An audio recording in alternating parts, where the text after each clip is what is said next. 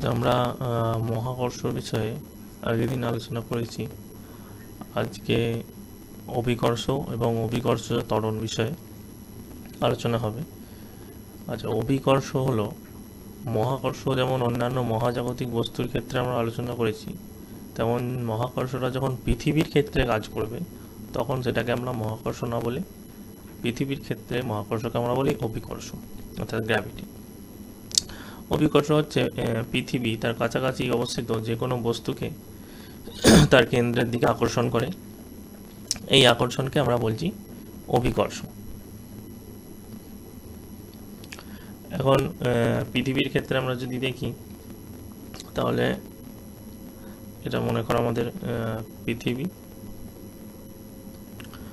আচ্ছা, পৃথিবী থেকে এখানে কোনো একটা বস্তু আছে, পৃথিবী থেকে এই বস্তুর দূরত্বটা মনে করো আর।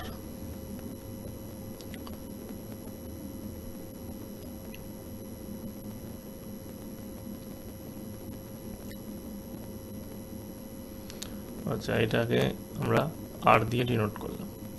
আর পৃথিবীর যে রেডিয়াস অর্থাৎ এইটুকু যে অংশ, এটাকে আমরা ক্যাপিটাল আর দিয়ে ডিনোট করছি। পৃথিবীর ভর ক্যাপিটাল এম, বস্তুটার ভর হচ্ছে স্মল এম। আচ্ছা, পৃথিবীর কেন্দ্র থেকে বস্তুটার দূরত্ব আমরা ধরেছি স্মল আর। তাহলে বস্তুটার উপরে যে অভিকর্ষ বল কাজ করবে সেটাকে আমরা যদি এফ দিয়ে লিখি তাহলে এফ সমান হলো G capital M small m by হচ্ছে আর স্কোয়ার। আচ্ছা, এটা তাহলে বস্তুটার উপরে যে পরিমাণ অভিকর্ষ বল কাজ করবে সেটা আমরা পেলাম। এখন আমরা নিউটনের দ্বিতীয় সূত্র থেকে জানি এফ সমান এম ইন্টু অ্যাক্সেলারেশন হয়। অর্থাৎ দুজনকে যদি দুটো ফোর্সকে আমরা যদি কম্পেয়ার করি, অর্থাৎ গ্র্যাভিটেশনাল যে ফোর্স আর নিউটনিয়ান যে ফোর্স, অর্থাৎ কোনো বস্তুর উপর যে বল প্রযুক্ত হয় সেই বলের ধরুন বস্তু যদি অ্যাক্সেলারেশন নিয়ে হয় তাহলে এম বস্তুর মাস হলে এফ সমান আমরা জানি এম এ। এই দুটোকে কম্পেয়ার করে লিখতে পারি তাহলে এম এ সমান G capital M small m by r square. M m দুদিকে কেটে যাচ্ছে, তাহলে আমার পড়ে থাকছে এ সমান G capital M by r square. এখন এটা হলো ত্বরণের এক্সপ্রেশন, অর্থাৎ বস্তুটার ত্বরণ কোন দিকে না পৃথিবীর কেন্দ্রাভিমুখী, অর্থাৎ পৃথিবীর কেন্দ্রের দিকে বস্তুটা যে ত্বরণ সেটা। এখন আমরা একে সাধারণ এ দিয়ে ডিনোট না করে ডিনোট করা হয় জি দিয়ে। এই জিটাকেই আমরা বলি অভিকর্ষজ ত্বরণ, অর্থাৎ অভিকর্ষ বলের দরুন কোনো একটা বস্তুর ত্বরণ পৃথিবীর দিকে, যেটাকে আমরা অনেক সময় ফ্রি ফল অ্যাক্সেলারেশনও বলি বা গ্র্যাভিটেশনাল অ্যাক্সেলারেশনও বলি। তাহলে আমরা এখানে দেখতে পাচ্ছি জি সমান হচ্ছে G capital M by r square. এখন ক্যাপিটাল জি কনস্ট্যান্ট, পৃথিবীর ক্ষেত্রে এমও কনস্ট্যান্ট, তাহলে জি প্রপোর্শনাল টু হচ্ছে 1/r স্কোয়ার, অর্থাৎ ইনভার্স স্কোয়ারের সঙ্গে প্রপোর্শনাল। এখানে আরেকটা জিনিস খেয়াল করবে, জি তাহলে আর এর সঙ্গে আর স্কোয়ারের সঙ্গে প্রপোর্শনাল, অর্থাৎ বিভিন্ন পয়েন্টে জি এর মান বিভিন্ন বিভিন্ন হবে। তার কারণ হচ্ছে দূরত্বটা, পৃথিবীর কেন্দ্র থেকে দূরত্বটা ভিন্ন ভিন্ন, তাই বিভিন্ন পয়েন্টে জি এর মানও ভিন্ন ভিন্ন হবে। কিন্তু যখন আমরা ভূপৃষ্ঠের কাছাকাছি বস্তুটাকে কনসিডার করব, ভূপৃষ্ঠের কাছাকাছি ক্ষেত্রে আমরা লিখতে পারি জি সমান ক্যাপিটাল জি এম, এখন আরটাকে দুটো অংশে আমরা ভাঙতে পারি। মনে করো এই পৃথিবীর যে রেডিয়াস অংশটাকে ক্যাপিটাল আর ধরেছি, তাহলে এই বাকি যে অংশটা সেটাকে এক্স দিয়ে যদি ডিনোট করি, তাহলে এখানে লিখতে পারি আমার স্মল আর সমান হয়ে যাবে ক্যাপিটাল আর প্লাস এক্স। তাহলে এখানে স্মল আর এর জায়গায় ক্যাপিটাল আর প্লাস এক্স তার স্কোয়ার। এখন এই এক্সটা যখন পৃথিবীর খুব কাছে হবে বস্তুটা, মানে এরকম কাছাকাছি, এটাকে যদি কাছে ধরি, কাছে বলতে যখন x very very less than r হবে, অর্থাৎ পৃথিবীর যে ব্যাসার্ধ তার তুলনায় বস্তুর দূরত্ব পৃথিবী পৃষ্ঠ থেকে যদি অনেক কম হয়, তখন আমরা আর প্লাস এক্স যে এক্সপ্রেশনটাকে, এটা সমতুল্য আর ধরতে হবে, ক্যাপিটাল আর অর্থাৎ পৃথিবীর রেডিয়াস। তখন জি সমান হয়ে যাচ্ছে তাহলে capital G M by capital R অর্থাৎ পৃথিবীর যে রেডিয়াস তার স্কোয়ার। এখন এক্ষেত্রে ক্যাপিটাল জিও কনস্ট্যান্ট, পৃথিবীর ভর ক্যাপিটাল এমও কনস্ট্যান্ট, আবার পৃথিবীর রেডিয়াস ক্যাপিটাল আর এটাও কনস্ট্যান্ট, অর্থাৎ জিটা তাহলে এক্ষেত্রে কনস্ট্যান্ট হয়ে যাচ্ছে।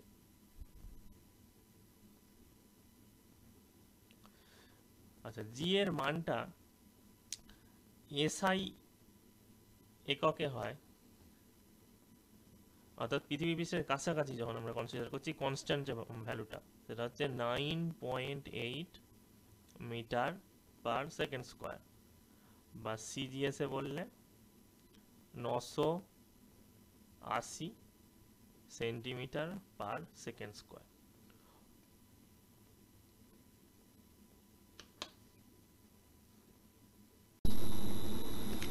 আচ্ছা, আমরা স্মল জি এর যে এক্সপ্রেশন পেলাম, অর্থাৎ গ্র্যাভিটেশনাল অ্যাক্সেলারেশনের জি সমান capital M capital G by r square. এখানে আমরা এখানে যে রিলেশনটা পেয়েছি এর মধ্যে জি, স্মল জি আর ক্যাপিটাল জি অর্থাৎ গ্র্যাভিটেশনাল অ্যাক্সেলারেশন এবং যে মহাকর্ষীয় ধ্রুবক গ্র্যাভিটেশনাল কনস্ট্যান্ট, তার মধ্যে একটা রিলেশন পেয়েছি। এখান থেকে আমরা ক্যাপিটাল জি এর সঙ্গে আরেকটা পৃথিবীর যে ঘনত্ব রো তারও একটা রিলেশন বার করতে পারি, যেখানে পৃথিবীর ব্যাসার্ধ যদি ক্যাপিটাল আর হয় আর ঘনত্ব আমি যদি রো ধরে নিই, তাহলে ক্যাপিটাল এম অর্থাৎ পৃথিবীর ভরকে লিখতে পারি 4/3 পাই আর কিউব ইন্টু রো। এখন যদি ক্যাপিটাল এম এর মানটা বসাই, তাহলে স্মল জি হয়ে যাবে আমার 4/3 পাই আর কিউব রো বাই হয়ে যাবে ক্যাপিটাল আর স্কোয়ার। আচ্ছা, এখানে স্মল আর ছিল, এটা হচ্ছে যে কোনো আরবিটারি ডিস্টেন্সের ক্ষেত্রে আমরা যখন পৃথিবীর কাছাকাছি কোনো বস্তুর কথা ধরবো, তখন স্মল আর এর জায়গায় সেটা ক্যাপিটাল আর দিয়ে রিপ্লেস হবে, অর্থাৎ এখানে G capital M by capital R square সেটা ধরি। এখন এখানে যদি আর স্কোয়ার বসাই, তাহলে আমরা পাচ্ছি small g is equals to 4/3 of capital G pi r into rho.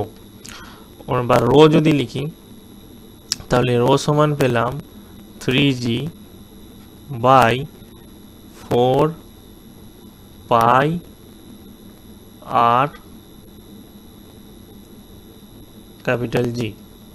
তাহলে এটাই হলো আমার রো এর সঙ্গে মহাকর্ষীয় ধ্রুবক ক্যাপিটাল জি এর মধ্যে সম্পর্ক।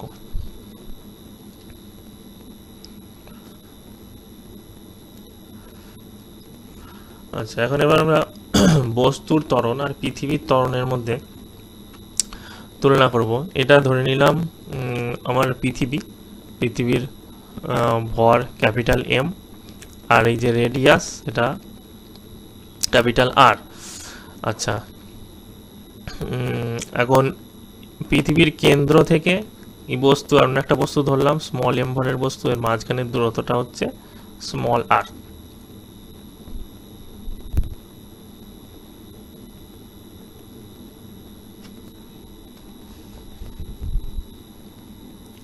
এখন আমরা জানি গ্র্যাভিটেশনাল ফোর্স অর্থাৎ পৃথিবীর আর বস্তুর মধ্যে যেটা কাজ করবে সেটাকে যদি এফ দিয়ে ডিনোট করি, এফ সমান হয়ে যাবে তাহলে capital M small m G capital M small m by r square.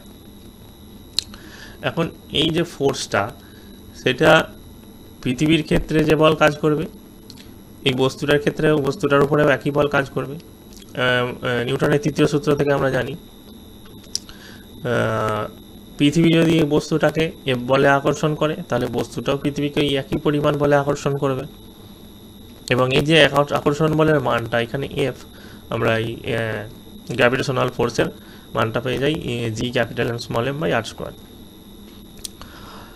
এখন আমরা যদি এই যেহেতু ফোর্স আছে, তাহলে এদের যদি ত্বরণকে কনসিডার করি এবং এর ত্বরণকে যদি লিখি এ স্মল এম, আর পৃথিবীর ক্ষেত্রে এ ক্যাপিটাল এম, এক্ষেত্রে ত্বরণ এই ছোট বস্তুটার দিকে কাজ করছে, আর ছোট বস্তুটার ক্ষেত্রে ত্বরণ পৃথিবীর দিকে কাজ করছে। তাহলে এই ছোট যে বস্তুটা, তার ত্বরণকে, পৃথিবী অভিমুখে যে ত্বরণ, লিখতে পারি ফোর্স যে কাজ করছে, ফোর্স বাই এই বস্তুর ভর স্মল এম। একই রকমভাবে পৃথিবীর উপরে পৃথিবীর যে বস্তু অভিমুখে ত্বরণ এ ক্যাপিটাল এম সাফিক্সে, এটাকে আমরা লিখতে পারি এফ, অর্থাৎ পৃথিবীর উপরে যে বল কাজ করছে একই পরিমাণ বল যেহেতু কাজ করছে, এফ বাই পৃথিবীর ভর ক্যাপিটাল এম। এখন যদি দুজনের ভরের তুলনা করি, এ স্মল এম বাই আমি যদি এ ক্যাপিটাল এম নিই, তাহলে হয়ে যাবে আমার F by small m into এটা এমটা উপরে উঠে যাবে ক্যাপিটাল এম বাই এফ। এখন এফ সমান কেটে গেল, সমান এখানে পেলাম capital M by small m. এখন যে কোনো ছোট আমরা যেহেতু বস্তুটাকে ধরে নিয়েছি, তার বল তার ভরটা পৃথিবীর ভরের তুলনায় নগণ্য, অতএব ক্যাপিটাল এম আমার very very greater than small m, বা এই যে এক্সপ্রেশন যেটা পেলাম এ সাফিক্সে স্মল এম এ ক্যাপিটাল এম, অর্থাৎ বস্তুর ত্বরণ আর পৃথিবীর ত্বরণের অনুপাতটা, এটা কি হবে, পেয়েছি capital M by small m. এই capital M by small m যেটা, এই অনুপাতটা ভেরি ভেরি গ্রেটার দ্যান 1 হয়ে যাবে, যেহেতু ক্যাপিটাল এম স্মল এম এর থেকে অনেক বড়। তাহলে a small m very very greater than হয়ে যাবে এ ক্যাপিটাল এম, অর্থাৎ বস্তু অভিমুখে পৃথিবীর ত্বরণ বস্তুর যে পৃথিবীর অভিমুখে ত্বরণ তার থেকে বহু ছোট, অনেক কম। তাই এখানে পৃথিবীর যে বস্তু অভিমুখে ত্বরণ সেটা হচ্ছে নেগলিজেবল, আর বস্তুর যে পৃথিবী অভিমুখে ত্বরণ সেটা অনেক বেশি হয়, যেটা যার জন্য কি হয়, বস্তুটা পৃথিবীর দিকে ছুটে আসে, কিন্তু পৃথিবীকে ওই বস্তুর দিকে ছুটে যাওয়াটা আমরা অনুভব করি না, যেহেতু পৃথিবীর ত্বরণ বস্তুর দিকে নগণ্য, নেগলিজেবল। আচ্ছা, আমরা যে গ্র্যাভিটেশনাল অ্যাক্সেলারেশন জি এর কথা কনসিডার করেছি। জি দেখলাম যে কোনো আরবিটারি ডিস্টেন্সের ক্ষেত্রে এই ডিস্টেন্সের উপর নির্ভর করে, ইনভার্সলি স্কোয়ার এর সঙ্গে প্রপোর্শনাল, ইনভার্স স্কোয়ারের সঙ্গে। যখন পৃথিবী পৃষ্ঠের কাছাকাছি ধরবো তখন কি হয়ে যায়, কনস্ট্যান্ট হয়ে যায়। জি সমান স্মল জি সমান, আমরা এক্সপ্রেশনটা যদি লিখি তাহলে স্মল, তাহলে এক্সপ্রেশনটা আমাদের হয়ে যায় স্মল জি সমান জি ক্যাপিটাল এম বাই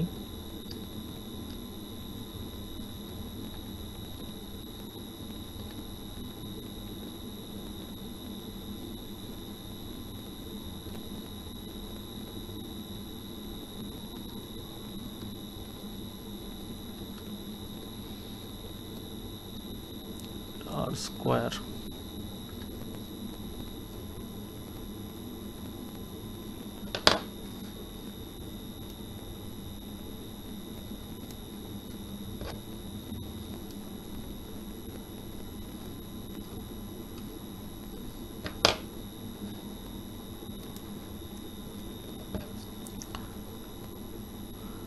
তাহলে জি সমান লিখতে পারি capital G capital M by হয়ে যায় আমার ক্যাপিটাল আর তার স্কোয়ার। এখন এখানে capital G capital M capital R সবই কনস্ট্যান্ট, যার জন্য আমি পাই জি এর মানটা কনস্ট্যান্ট, এবং জি এর মানটা আমরা দেখেছি 9.8 মিটার পার সেকেন্ড স্কোয়ার মতন হয়। কিন্তু এই যে পৃথিবীর যে রেডিয়াসটা, আমরা পৃথিবীকে এখানে পারফেক্ট একটা স্ফিয়ার কনসিডার করেছি বলে এক্ষেত্রে আরটা সব জায়গায় সমান হচ্ছে, কিন্তু পৃথিবী পৃষ্ঠে আর সর্বত্র সমান নয়। পৃথিবীর যে অ্যাকচুয়াল শেপটা সেটা অ্যাকচুয়াল স্ফেরিক্যাল নয়, কিছুটা ইলিপসয়েড, অর্থাৎ নিরক্ষীয় অঞ্চলটা ব্যাস যদি কনসিডার করি, নিরক্ষীয় অঞ্চলের ব্যাস মেরু অঞ্চলের ব্যাসের থেকে কিছুটা বেশি হয়, অর্থাৎ পৃথিবীর যে নিরক্ষীয় অঞ্চল সেটা একটু বেশি স্ফীত হয়। অর্থাৎ এখানে আরটাও সব জায়গায়, অর্থাৎ পৃথিবীর যে রেডিয়াস সেটা সব জায়গায় ইউনিফর্ম হচ্ছে না, অর্থাৎ বিভিন্ন জায়গায় বিভিন্ন রকম হচ্ছে। এখন আর এর মান যদি কমে তাহলে জি এর মান বাড়বে, আর এর মান বাড়লে জি এর মান কমবে। ওই জন্য নিরক্ষীয় অঞ্চলে আর বেশি হওয়ার জন্য নিরক্ষীয় অঞ্চলে জি এর গ্র্যাভিটেশনাল অ্যাক্সেলারেশন অভিকর্ষ ত্বরণের মানটা কম হয়, আর মেরু অঞ্চলের ক্ষেত্রে কিছুটা চাপা হওয়ার জন্য, রেডিয়াস কম হওয়ার জন্য মেরু অঞ্চলে বেশি হয়। আর আবার নিরক্ষীয় অঞ্চলে আরেকটা প্রভাব যেটা কার্যকর হয় জি এর মানের ক্ষেত্রে, সেটা হচ্ছে পৃথিবীর আমরা যদি রোটেশনটা ধরি, এখানে রোটেশনকে আমরা কনসিডার করিনি, পৃথিবীর রোটেশনের জন্য কি হয়, বিভিন্ন অঞ্চলে বা বিভিন্ন অক্ষাংশে দেখা যায় জি এর মানের মধ্যে কিছু তারতম্য ঘটে।